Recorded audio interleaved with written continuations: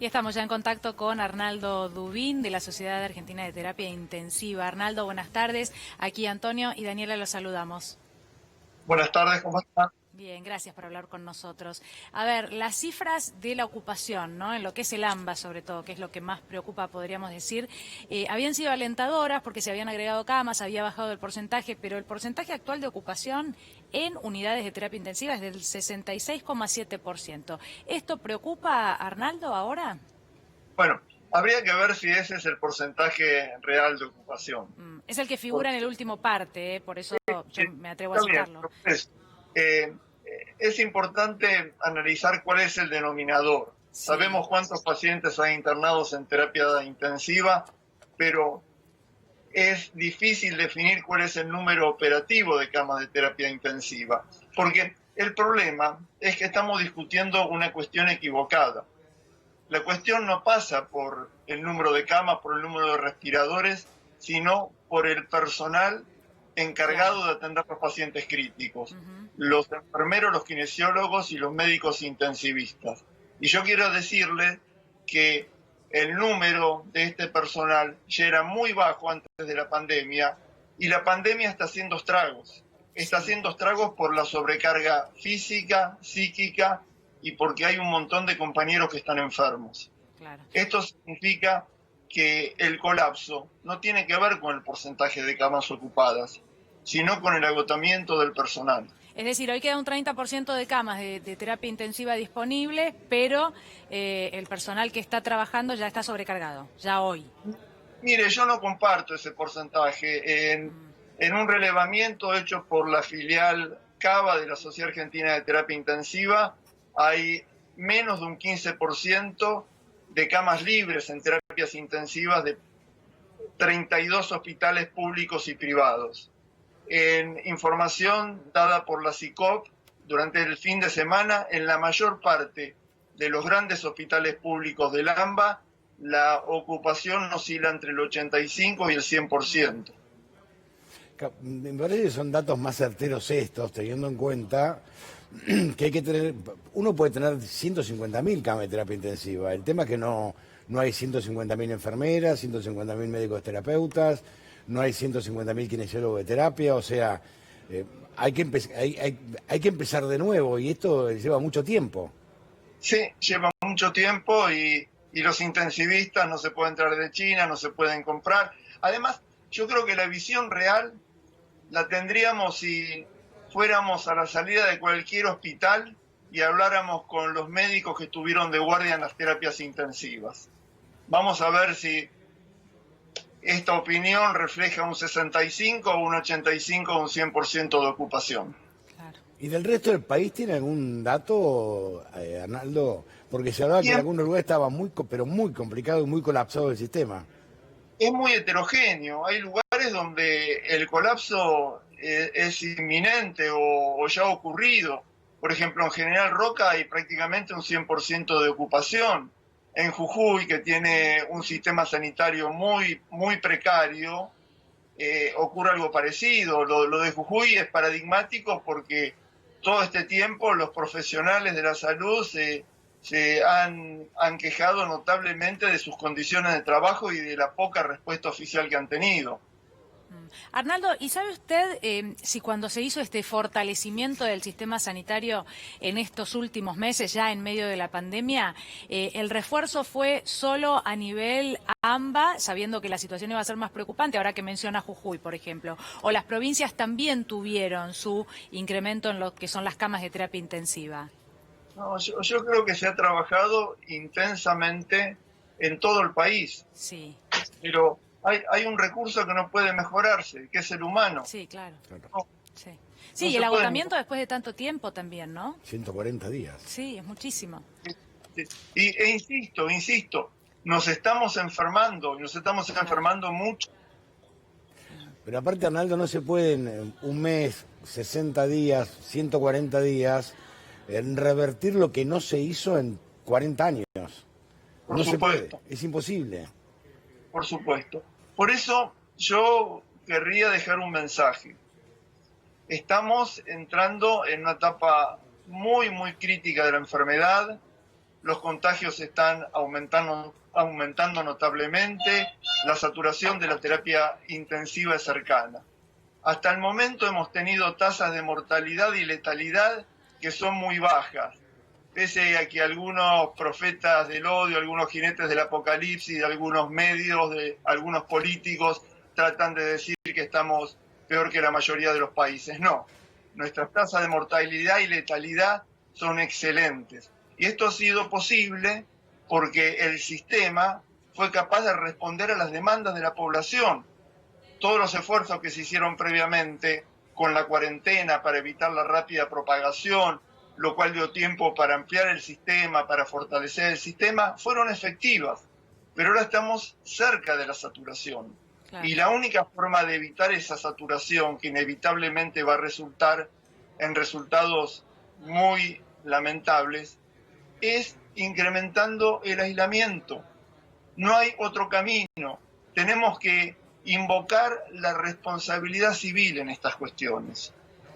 Lo que pasa es que mientras tanto, Arnaldo, sucede algo en el día de hoy, nosotros recién lo estábamos contando, tiene que ver con el regreso a los entrenamientos, ¿no?, en el fútbol, que más allá de ser una actividad recreativa, bueno, hay gente que vive de esto, ya sabemos, hay un movimiento económico muy importante detrás del fútbol, pero desde lo simbólico, ¿no?, hace pensar que, bueno, en realidad estamos ya en la salida de este proceso tan difícil y en realidad es todo lo opuesto a lo que nos cuenta. Sí, yo escucho hablar de las vacaciones, de la actividad en la costa el próximo verano, del fútbol, pero yo tengo una visión distinta. Parece que hay mundos paralelos. En los hospitales, en las terapias intensivas, vemos otra realidad y nosotros estamos preocupados por la muerte y queremos preservar la vida. Entonces, insisto, me parece una banalidad esta discusión del fútbol y las vacaciones. Y en cuanto al personal sanitario contagiado, porque se habla de un 7%, ¿no? En las últimas horas conocimos este último dato, un 7% del 100% de las personas ya que han dado positivo. ¿Le parece real este número? ¿Cree que hay más personal sanitario infectado? Los porcentajes son variables y cambiantes, pero definitivamente son muy altos. Yo no puedo dar números del momento, claro, pero lo que les puedo decir que el sistema está notablemente amenazado por la enfermedad del personal. Esto es algo que no tiene freno. Yo escuché la nota. Y tiene mucho que ver también con la sobrecarga de trabajo. Es muy difícil, incluso en un medio hospitalario, incluso contando con las medidas de protección adecuadas, respetar las 24 horas del día, esas medidas. La gente se fatiga y cuando aparece el cansancio, que es el lógico corolario de un trabajo desmesurado, se cometen errores. Yo escuché con mucha atención, y el viernes hicimos referencia al tema cuando hablaba un colega congoliano, ministro de Salud de la provincia de Buenos Aires, cuando le preguntan a propósito para instalar el tema de las vacaciones. Y él dice, bueno, por ahora no. Entonces se instala todo un tema. ¿Qué va a pasar en el verano hoy en día cuando tenés un 53% de desocupación, 63% de los chicos por debajo de la línea de pobreza, una situación muy complicada, pero se instala el tema, lo mismo que se instaló el tema de la marcha del 17 de agosto. Comienzan a instalarse temas anticuarentenas a propósito para generar conflicto. Definitivamente. Miren, en esta cuestión de la cuarentena, a mí me parece que hay héroes y antihéroes. Los antihéroes son aquellos que llaman a la desobediencia civil, los que dicen que está amenazado el sistema de derecho de la Argentina, los que incitan a las reuniones sociales. Y los héroes son aquellos que tienen responsabilidad, que tienen el valor de aislarse, de cuidarse, de evitar contagiarse no solamente a ellos, sino a los familiares. Estas son las dos Argentinas que tenemos. Claro, pero las dos Argentinas en el medio convivimos 45 millones de habitantes y apelar a la responsabilidad en la comunicación me parece que es clave, porque escucharlos a los Pichetto, a las Bullrich, a algunos colegas que están planteando libertades contra la República, libertades republicanas, cuando en otros países del mundo esto no ocurre. porque donde saliste a la calle y no cumpliste vas preso. En Estados Unidos se amenazó hasta con cortar la luz a aquellos que no cumplan con la cuarentena o aquellos que organicen reuniones sociales. Acá se fomenta todo esto en función de una libertad republicana que no está en juego. Coincido plenamente con usted y yo creo que el objetivo de estos jinetes del apocalipsis es que haya una catástrofe de la cual sacar rédito político. Por eso tenemos que trabajar muy fuerte para que la gente entienda que de nosotros depende qué va a pasar en el país.